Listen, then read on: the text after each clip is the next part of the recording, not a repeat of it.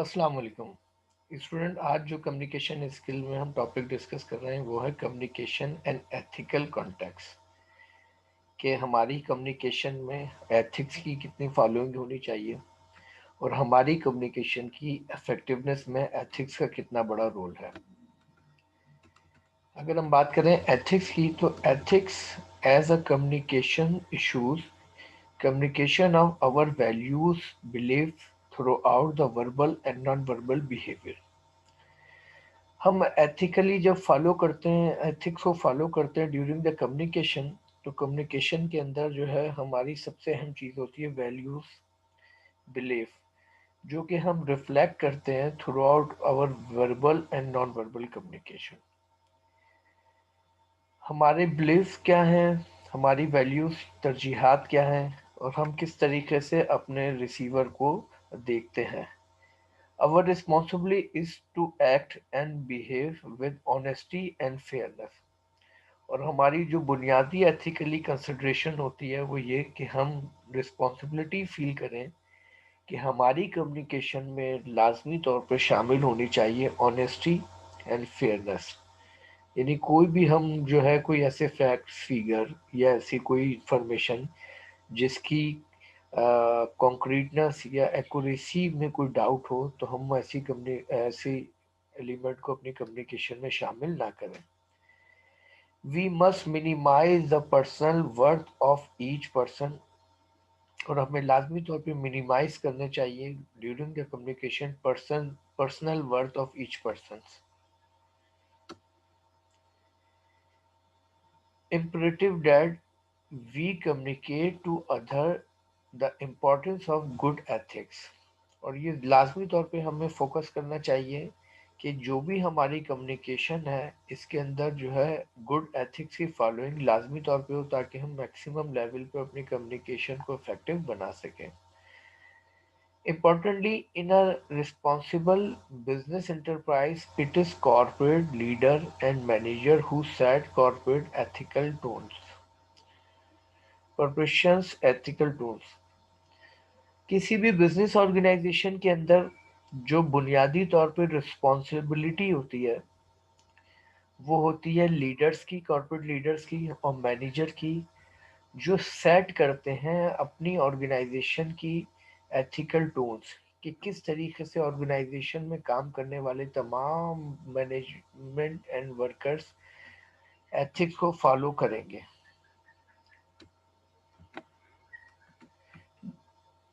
Demonstration of corporate value through out leader actions.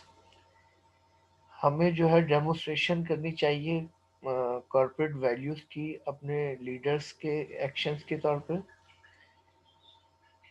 Cursive manipulation, devious or honest, open, willing to admit possible failure। Ethics का एक अच्छा reflection उस वक्त होता है जब भी कोई ऑर्गेनाइजेशन अपने फेलियर को ऑनेस्टली एक्सेप्ट करती है और सेकंड पार्टी के साथ एग्रीमेंट शो करती है। तो हम जो भी फेलियर को एडमिट कर रहे हैं उसके अंदर जो है ओपननेस होनी चाहिए, विलिंगनेस होनी चाहिए। ये रिफ्लेक्शन करती है हमारे एथिकल फॉलोइंग को। The ethics of an organization are only as good as the integrity of the people who belong to it। किसी भी ऑर्गेनाइजेशन की में एथिक्स की फॉलोइंग उतनी ही बेहतर और उतनी ही अच्छी होती है जैसे कि integrity of people who belong to it, कि वो कितने इंटीग्रेंट हैं अपने लोगों के साथ जो उनसे ताल्लुक़ रखते हैं। यानी एथिक्स की फॉलोइंग हमारी इंटीग्रिटी को शो करती है कि हम कितने इंटीग्रेंट हैं with people. Influence on personal ethics. Ethics का इन्फ्लुएंस जो पर्सनली जो होता है people, culture, philosophy, descriptive ethics and normative ethics, law, religion. ये वो डायमेंशन है जो एथिक्स से इन्फ्लुएंस होता है किसी भी इंडिविजुअल के ऊपर। Communication and ethical issues. Communication and ethical issues के अंदर जो सबसे पहले है लीगल इश्यूज, जो कि एथिक्स से बढ़कर लॉ में चले जाते हैं। यहाँ पर हम डिफ्रेंशिएट करते चलें कि what is the difference between ethics and law. तो लॉ में जो वो तमाम फैक्टर और एलिमेंट शामिल हो जाते हैं कि जिनके नेगेटिव एक्ट करने की कंडीशन में पनिशमेंट डिक्लेयर हो जाए, तो वो हमारे लीगल इश्यूज होते हैं। और एथिक्स हम उन्हें कहते हैं जिसमें वो तमाम नेगेटिव एक्ट जिसकी पनिशमेंट डिक्लेयर ना हो, लेकिन क्लैरिटी हो कि what is right and what is wrong, ये हमारे एथिकल इश्यूज हैं। तो लीगल इश्यूज के अंदर हमारे शामिल है defamation, individual privacy, harassment, plagiarism, copyright, bribery and corruption. तो ये वो तमाम नेगेटिव एक्ट हैं जो लीगल उस डोमेन में शामिल होते हैं क्योंकि इनकी पनिशमेंट के लिए डिफाइन हो चुकी है। डिफर्मेशन किसी भी इंडिविजुअल या कॉरपोरेट के वर्कर या मैनेजर के किसी भी हवाले से नेगेटिवली प्रोपेगेंडा बदनामी का सबब बनना, किसी भी इंडिविजुअल की प्राइवेसी को लीक करना, पब्लिकली उसको शो करना, या हरासमेंट किसी को भी during the organisation working harassment करना, प्लेजरिज्म यानी किसी भी वर्क और असाइनमेंट और किसी भी रिसर्च आर्टिकल को कॉपी करना, कॉपीराइट कॉपीराइट्स की वायलेशन करना, ब्राइबरी एंड करप्शन, रिश्वत या करप्शन करना, ये तमाम वो हैं जो लीगल इश्यूज हैं। Ethical dilemma, communication communicating business ethics. A primary culture characteristic of an organization is the extent to which knowledge is shared. सबसे बुनियादी जो बिजनेस कम्युनिकेशन में एथिक्स की फॉलोइंग होनी चाहिए, उसकी जो करेक्टरिस्टिक है वो ये कि जो नॉलेज आप शेयर करने जा रहे हैं, आप उस नॉलेज के बारे में कितनी श्योरिटी रखते हैं। The element of the business ethic programme must be communicated within the organization. लाजमी तौर पे ये टॉप मैनेजमेंट की रिस्पॉन्सिबिलिटी होती है कि वो शेयर करे element of business ethic programme जो कि तमाम ऑर्गेनाइजेशन की इंफॉर्मेशन में इजाफा करें और फिर वो उसको फॉलो करने की पोजीशन में आए। Essential to develop an effective communication programme, लाजमी तौर पे हमें डेवलपमेंट करनी चाहिए इफेक्टिव कम्युनिकेशन प्रोग्राम की, ताकि हमारी कम्युनिकेशन के अंदर एथिक्स की फॉलोइंग मैक्सिमम लेवल पर हो। A programme that deliver a clear and consistent message regarding responsible business enterprise. एक ऐसा प्रोग्राम हमें डेवलप करना चाहिए जो डिलीवर कर क्लियर एंड कंसिस्टेंट मैसेज, जिसके तहत मैसेज जो डिलीवर किए जाएं उनके अंदर जो है रब्त होना चाहिए, उनके अंदर जो वजाहत होनी चाहिए ताकि लोगों के लिए इजी टू अंडरस्टैंड हो। Whole organisation, inclusion of all employees agendas and all other stakeholder as appropriate to the corporation. और इसके अंदर जो एम्प्लॉयज शामिल होने चाहिए, एजेंडाज होने चाहिए, और वो तमाम स्टेक होल्डर जो कि कॉरपोरेशन का हिस्सा हैं जिनके साथ हम कंटिन्यूसली इंगेज होते हैं कम्युनिकेशन में, यहाँ पर हमारी एथिक्स की फॉलोइंग बहुत ज़रूरी होती है। की area of ethical communication, personal return spoken message, message purpose, research method, selection of material, development of ideas, use of language, ethical context and self analysis। जब भी कोई इंडिविजुअल पर्सनल रिटर्न और पर्सनल स्पोकन मैसेज डिलीवर करता है, तो message का जो purpose है, रिसर्च मेथड है, सिलेक्शन ऑफ मटेरियल है, डेवलपमेंट ऑफ आइडियाज है, use a language, ethical context है, सेल्फ एनालिसिस है, ये वो तमाम अहम पॉइंट हैं जो कि हमारे ऊपर इन्फ्लुएंस बढ़ाते हैं हमारी एथिकल फॉलोइंग का। Cross culture messages, cultural context, misunderstanding, language, accountability. जब भी हम क्रॉस कल्चरली कम्युनिकेशन करते हैं तो उसके अंदर पॉसिबिलिटीज बढ़ जाती है मिसअंडरस्टैंडिंग की due to language and accountability. तो यहाँ पर हमारी और ज़्यादा रिस्पॉन्सिबिलिटी टुवर्ड्स एथिक बढ़ती है कि हमें क्रॉस कल्चर कम्युनिकेशन करते वक्त बहुत ज़्यादा इस बात का ख्याल रखना चाहिए कि ज़्यादा से ज़्यादा अंडरस्टैंडिंग की डेवलप हो instead of misunderstanding. Advertising messages languages graphic print omission truth accountability. हम जितनी भी एडवर्टाइजिंग के दौरान कम्युनिकेशन करते हैं, यानी जो एडवर्टाइजिंग मैसेज होते हैं उसके अंदर जो लैंग्वेज या ग्राफिक या ओमिशन या ट्रुथ यूज़ करते हैं, इसके अंदर भी लाजमी तौर पे हमें एथिकल अकाउंटेबिलिटी रखनी चाहिए कि किस लेवल पर एथिकल फॉलोइंग हो रही है। Guidelines for spoken and written message, वो तमाम ज़रूरी फॉलोइंग नेसेसरी फॉलोइंग जो कि रिटन और स्पोकन मैसेज के अंदर होनी चाहिए।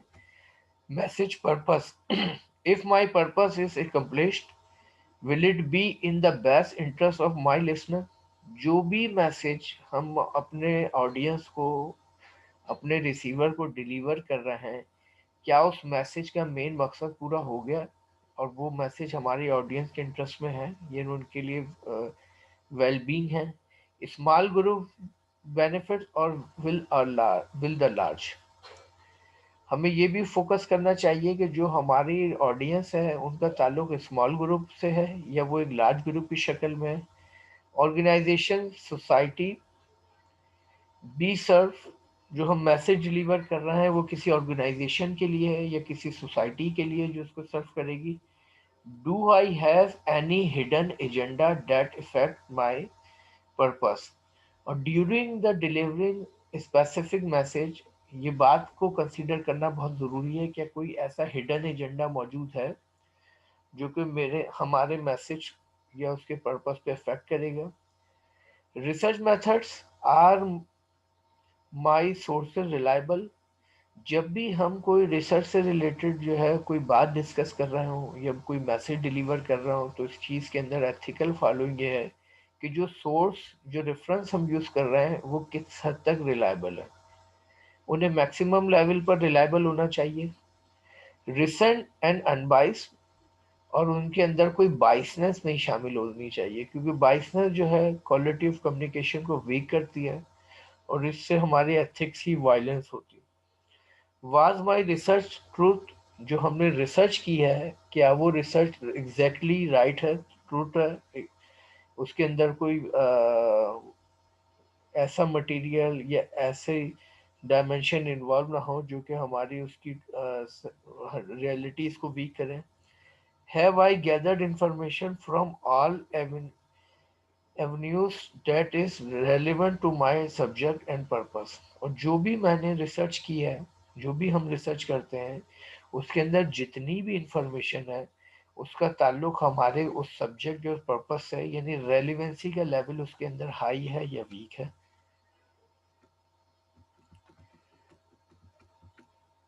Selection of material, selection of material में जो हमें कंसिडरेशन करनी चाहिए, is the information chosen suitable to the communicate my idea fairly and accurately। जो भी इंफॉर्मेशन हमने सेलेक्ट की है, जिसका इंतखाब किया है, क्या ये इंफॉर्मेशन हमारे मेन आइडिया को सही तरीके से, मुनासिब तरीके से एलुस्ट्रेट करेगी। Are my source representative of the information available on my topic, और ये जो इंफॉर्मेशन हमने जहाँ से हासिल की है इनकी जो सोर्सेज हैं वो हमारे टॉपिक में इंक्लूड हैं, इनका हमारे टॉपिक में शामिल होना बहुत ज़रूरी है। Have I avoided the propaganda techniques of card staking and omitting relevant opposing information? क्या मैंने इस बात का ख्याल रखा है during the delivering the message कि हमने कोई भी प्रोपोगंडा टेक्निक को यूज़ नहीं करना, स्टेकिंग टेक्निक को यूज़ नहीं करना, जो कि इंतहाई अनएथिकल एलिमेंट्स होते हैं। डेवलपमेंट ऑफ आइडियाज़, जब हम डेवलप करते हैं आइडियाज़ को, have I relied too heavily on emotional appeals, कि हम अपने आइडिया को किस हद तक अपने रिसीवर के इमोशन के साथ टच में मैच कर सकते हैं। इज माई लॉजिक और रीजनिंग साउंड, और जो हम लॉजिक और रीजनिंग पेश कर रहे हैं उसकी साउंडनेस का लेवल हाई है। Have I avoided propaganda techniques that omit aggregate और डिस्टॉर्ट इंफॉर्मेशन। अगर हम अपनी इंफॉर्मेशन के अंदर प्रोपोगंडा टेक्निक यूज करते हैं तो ये हमारी जो मैसेज है इसको डिस्टॉर्ट करती है, और इससे जो है हमारे मैसेज की क्वालिटी और कम्युनिकेशन की क्वालिटी वीक हो जाती है। Is my information accurate and relevant? क्या हमारी इंफॉर्मेशन की एक्यूरेसी लेवल मैक्सिमम है, 100% श्योरिटी पर है? और रेलिवेंट, उसका ताल्लुक हमारे उस मेन टॉपिक और डायरेक्शन से है। इरेलीवेंट कम्युनिकेशन जो है वेस्टेज ऑफ टाइम का सबब बनती है। Use of language, am I easily understood my by my listener? कि जो मैसेज मैं डिलीवर कर रहा हूँ या करूँगा तो हमारे लिसनर के लिए उसको समझना आसान होगा या मुश्किल होगा? अगर मुश्किल होगा तो ये हमारे एथिक्स की फॉलोइंग की वीकनेस है, और अगर मैसेज को हम इस तरह डिलीवर करते हैं कि उनके लिए समझना आसान होगा तो ये हमारी एथिक्स की स्ट्रॉन्ग फॉलोइंग है। Is my language specific? During the delivering any specific message, हमारी लैंग्वेज का भी स्पेसिफिक होना बहुत ज़रूरी है। उसके अंदर जो वोकेबलरी है, जो सेंटेंसेस हैं, वो बहुत ज़्यादा स्पेसिफिक होने चाहिए। Concrete and appropriate, are there ambiguities, abstraction on loaded words? क्या हम जो है अपने मैसेज की लैंग्वेज के अंदर करेक्टनेस एंड अप्रोप्रिएट्स हैं, और यहाँ पे कोई एम्बिगिटी या एब्स्ट्रैक्शन तो नहीं है जो कि हमारे मैसेज की क्वालिटी को वीक कर सकती है? Does my language show respect? और जिस लैंग्वेज में हम कम्युनिकेट कर रहे हैं आइदर रिटन और ओरल फॉर्म, उसमें हम ऑडियंस को ये शो कर रहे हैं कि हम कितनी रिस्पेक्ट करते हैं अपने ऑडियंस की, अपने रीडर्स की, अपने रिसीवर की।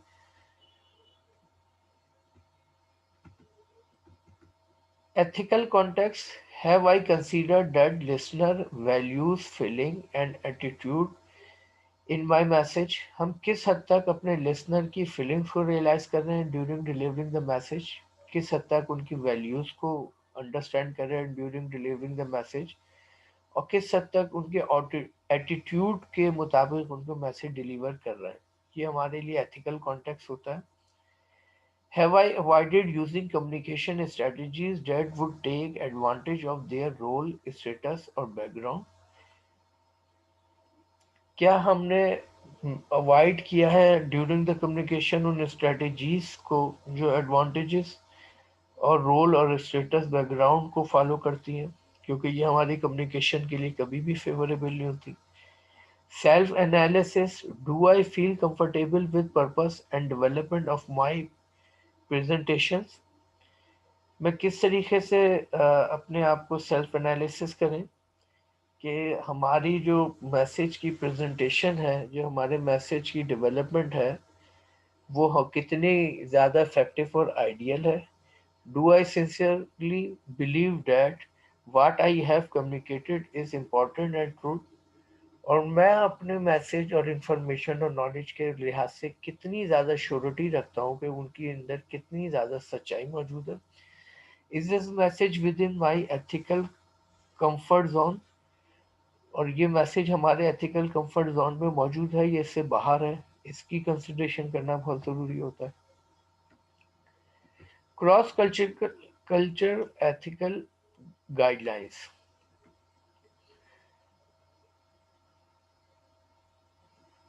culture context, have I considered that the other individual's values, feeling, attitude from his her culture point of view? जब भी हम कभी क्रॉस कल्चर कम्युनिकेशन करते हैं तो हमारी एथिक्स का इन्फ्लुएंस, एथिक्स की फॉलोइंग और ज़्यादा बढ़ जाती है, क्योंकि यहाँ पे कम्युनिकेशन की वीक होने की पॉसिबिलिटी ज़्यादा होती है। तो हमें कंसीडर करना चाहिए कि हम जो feelings, values and attitude follow कर रहे हैं वो क्रॉस कल्चरली एक्सेप्टेबल होंगे या नहीं?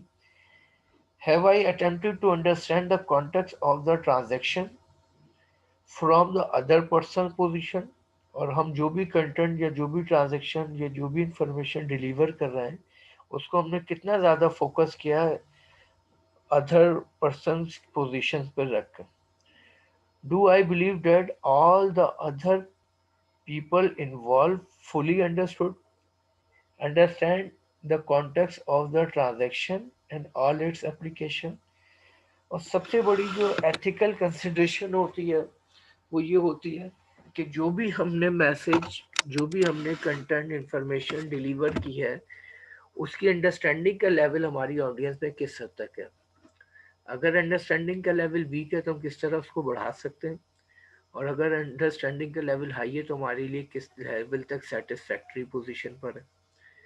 Misunderstanding, have I attempt any try to correct and possible misunderstanding that might occur. हमारी कम्युनिकेशन, हमारे मैसेज के अंदर अगर किसी भी नौयत की कोई मिसकम्युनिकेशन हुई है, क्रिएट हो सकती है, तो वो सेंटेंसेस, वो वोकेबलरी, वो डायमेंशन जिसके मज़ीद क्लियर करना ज़रूरी है, क्या हम उसको क्लियर कर पा रहे हैं। अगर हम उसको क्लियर नहीं कर पा रहे तो इसका मकसद है कि हमारी कम्युनिकेशन वीक हो जाएगी, उसकी क्वालिटी रिड्यूस हो जाएगी। Have I attempted to gain an understanding of the other parties culture and what their expectation might be. किसी भी ऑडियंस या किसी भी रिसीवर की एक स्पेसिफिक एक्सपेक्टेशन होती है towards sender, towards speaker, towards writer. तो एक अच्छी एथिकल फॉलोइंग ये भी है कि हम अपने रिसीवर, अपने लिसनर, अपने रीडर की एक्सपेक्टेशन पे किस हद तक उतर सकते हैं, ताकि हम उनको उनके बेस्ट वे में मैसेज को डिलीवर कर सकें। Language, have I use language that is clearly understand by others. जो लैंग्वेज हम during the communication either oral और स्पीकिंग यूज कर रहे हैं, वो लैंग्वेज इस आइडियल लेवल पर है जिसका आसानी से समझा जा सके। Am I taking care not to use language and expression that might be offensive to another culture? हम अपनी लैंग्वेज या अपने एक्सप्रेशन में कोई ऐसे एलिमेंट तो शामिल नहीं कर रहे हैं जो हमारे क्रॉस कल्चर पीपल के लिए अनबियरेबल या अनएक्सेप्टेबल हों, जो हमारी कम्युनिकेशन के अंदर डिसएग्रीमेंट पैदा करें। Am I aware of the non-verbal aspect of my message and the ways they might change the message in different culture? और सबसे ज़्यादा अहम बात नॉन वर्बल कम्युनिकेशन की होती है कि जो हम अपनी वर्बल के साथ नॉन वर्बल कम्युनिकेशन यूज़ कर रहे हैं, वो नॉन वर्बल कम्युनिकेशन का इन्फ्लुएंस पॉजिटिव ही है। ऐसा ना हो कि नॉन वर्बल कम्युनिकेशन का इन्फ्लुएंस नेगेटिव हो और इससे हमारी कम्युनिकेशन की मीनिंग चेंज हो जाए। Accountability, have I completely fulfilled my own standards for cross culture ethics. क्या हम लाजमी तौर पे फुलफिल कर रहे हैं उन तमाम रिस्पॉन्सिबिलिटीज़ को जो क्रॉस कल्चरली एथिक्स के लिए ज़रूरी है। How would I feel it my family and friends needs and all detail of the transaction. हम जो अपने रिसीवर्स को, जो ऑडियंस को मैसेज दे रहे हैं, तो हम उनकी मेच्योरिटी और उनके एक्सपीरियंस या उनको किस लेवल पर देख रहे हैं कि उनका मेच्योरिटी का लेवल हाई है, एवरेज है या लो है, ताकि हम उस लेवल पे उनको मैसेज डिलीवर कर सकें। Am I being fair to all involve, और जितने लोग कम्युनिकेशन में इन्वॉल्व हैं हम उनके साथ फेयरनेस शो करें। How would I feel if the events were publish on the front of page of the newspaper. और अगर हमारा जो इवेंट है जिसमें हमारी कम्युनिकेशन एग्जीक्यूट हुई है न्यूज़पेपर पे ये पब्लिश किया जाता है, तो उसकी इम्प्रेशन पब्लिक पे कैसा जाएगा। Ethical guideline for advertising language, have I presented the product or event using clear, straightforward language, taking care not to make exaggerate claims। Face value, हमारी जो एडवर्टाइजमेंट और प्रमोशनल मेथड के अंदर कम्युनिकेशन होती है, उस कम्युनिकेशन के अंदर एथिक्स की फॉलोइंग बहुत ज़्यादा अहम हो जाती है, क्योंकि उस कम्युनिकेशन के अंदर जो हम लैंग्वेज यूज़ कर रहे हैं उसके अंदर स्ट्रेट फॉरवर्डनेस होनी चाहिए। और हमें इस चीज़ का ख्याल रखना चाहिए कि जो हम अपने प्रोडक्ट और सर्विस से रिलेटेड कमिटमेंट या क्लेम्स कर रहे हैं उसके अंदर बहुत ज़्यादा श्योरिटी होनी चाहिए, उसके अंदर कोई मिसकम्युनिकेशन नहीं है, मिसअंडरस्टैंडिंग नहीं होनी चाहिए। Graphic print, do the graphic use in the advertising depict the product accurately. जो हम एडवर्टाइजमेंट के अंदर वर्बल के साथ नॉन वर्बल एलिमेंट यूज करते हैं जैसे कि ग्राफिक प्रिंट्स, तो क्या वो एक्यूरेटली हमारी स्टेटमेंट के साथ मैच कर रहे हैं? Is any other significant information in fine print or it is place in an unobtrusive spots. हमारी जो कम्युनिकेशन है उसके अंदर सिग्निफिकेंस इंफॉर्मेशन शामिल होनी चाहिए, और हमारी जो एडवर्टाइजमेंट और प्रमोशनल मेथड के अंदर जो हम एलिमेंट के जो भी मटेरियल यूज़ कर रहे हैं वो बहुत ज़्यादा क्लियर होना चाहिए, एक्यूरेट होना चाहिए regarding the product information and features. Omission, have I omitted any key detail that might affect significant information stated। और जो हम ओमिट कर रहे हैं, जो डिटेल अपनी प्रोडक्ट और सर्विस से रिलेटेड शेयर कर रहे हैं, जो हम एडवर्टाइजमेंट का उसको हिस्सा बना रहे हैं, उसके अंदर सिग्निफिकेंस लेवल कितना है, उसके अंदर सिग्निफिकेंट इंफॉर्मेशन कितनी है। Would it change the customers perception of the product if the information were concluded. और ये बात का ख्याल रखना, क्योंकि एडवर्टाइजमेंट का मकसद जो बुनियादी होता है वो डिमांड क्रिएट करना होता है। तो जितनी भी इंफॉर्मेशन है वो कस्टमर के अंदर, कस्टमर के माइंड में क्या परसेप्शन डेवलप करेगी रिगार्डिंग प्रोडक्ट एंड सर्विसेज, और वो इस मैसेज को किस तरह कंक्लूड करेगा। यानी एडवर्टाइजमेंट का जो मेन ऑब्जेक्टिव है क्रिएशन ऑफ डिमांड, वो हम हासिल करने में कामयाब होंगे या नहीं। ट्रू, डज द प्रोडक्ट और event live up to the claim and in the advertising। हमारी एडवर्टाइजिंग में जो भी प्रोडक्ट या सर्विस से रिलेटेड इंफॉर्मेशन शेयर की जा रही है उसमें जो भी क्लेम्स हैं वो किस हद तक हमारे जो है स्ट्रॉन्ग है। Is the quality of product that can fulfil the expectation of the customer. जो हमारी प्रोडक्ट की क्वालिटी और कस्टमर की एक्सपेक्टेशन के मुयार के मुताबिक है कि वो कस्टमर की सेटिस्फेक्शन को बढ़ा सकेगी। Accountability, would I be comfortable if my advertising technique were synchronized by customer, product, magazine and result printed of the public to read। और जितनी भी हमने अपने एडवर्टाइजमेंट में एलिमेंट ऑफ वर्बल और नॉन वर्बल शामिल किए हैं वो क्या शो करेगी अगर जब हमारी एडवर्टाइजमेंट आइदर प्रिंट मीडिया और इलेक्ट्रॉनिक मीडिया में पब्लिश होंगे। Would I wanted to have a face-to-face meeting with a group customer who purchase my product। हमें लाजमी तौर पे प्रमोशन मेथड में देखना होता है कि क्या हमें एडवर्टाइजमेंट को जारी करने के साथ साथ अपने फेस टू फेस कस्टमर के साथ भी कोई कन्वर्सेशन की ज़रूरत है प्रोडक्ट्स की डिटेल से related. Formal ways of communication, communicating ethics, mission statement, ethical codes, programme announcement, public message, company newsletters, new employee orientation, employee manual, policy statement, training programme, poster, annual social responsibility report, speeches, meetings. ये वो तमाम business के अंदर formal way of communication है जिसके अंदर हम बहुत ज़्यादा कंसीडर करते हैं अपने एथिक्स की फॉलोइंग की।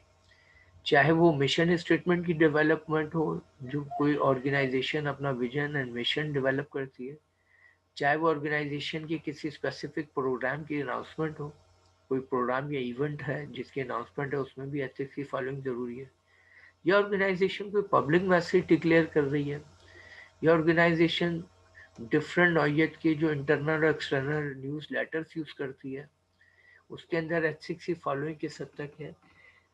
ऑर्गेनाइजेशन जब कोई group of new employee hire करती है तो उसकी जो ओरिएंटेशन है वो फर्स्ट इम्प्रेशन होता है ऑर्गेनाइजेशन का, उसके अंदर भी एथिक्स की फॉलोइंग बहुत ज़रूरी होती है। Employee manual and policy statement, organisation अपने एम्प्लॉय के लिए जो मैनुअल और पॉलिसी और प्रोसीजर्स के स्टेटमेंट बनाती है उसके अंदर भी एथिक्स की फॉलोइंग बहुत ज़रूरी होती है। ट्रेनिंग प्रोग्राम जब हम डेवलप करते हैं तो उसमें एथिक्स को कंसीडर करते हैं। Posture and annual social responsibility report, जब हम एनुअली एम्प्लॉय की परफॉर्मेंस या सोशल रिस्पॉन्सिबिलिटी रिपोर्ट बनाते हैं तो उसके अंदर एथिक्स को कंसीडर करना बहुत ज़रूरी है। और डिफरेंट स्पीचेस एंड मीटिंग्स, जो स्पीचेस ओरल फॉर्म में और जो मीटिंग्स ओरल फॉर्म में होती है वहाँ पे ओरल कम्युनिकेशन विद एथिक्स होनी चाहिए। Informal way of communicating ethics, जो हम डिफरेंट इनफॉर्मल वे में कम्युनिकेशन करते हैं उसमें एथिक्स की फॉलोइंग किस तरह है। Organisational stories, legends, individual attitudes, value, ritual, customs and symbolic act. Organisation के अंदर जो डिफरेंट स्टोरीज होती है, इंडिविजुअल्स की एटीट्यूड, चाहे वो मैनेजर हो चाहे वो सबॉर्डिनेट हो, और हम सिंबॉलिक एक्ट्स यूज करते हैं, इनके अंदर ये वो तमाम कम्युनिकेशन है जो इनफॉर्मल है और इनके अंदर एथिक्स की फॉलोइंग बहुत ज़रूरी है। Conclusion: ethic is a communication issue. Recognize its act responsibility, make the right decision, set the right example of employees to follow. Modeling ethical behavior is an important managerial tools. तो यहाँ पे आके हमारा ये conclude हुआ topic. Next class में इंशाल्लाह नए टॉपिक के साथ स्टार्ट करेंगे। अल्लाह हाफिज़।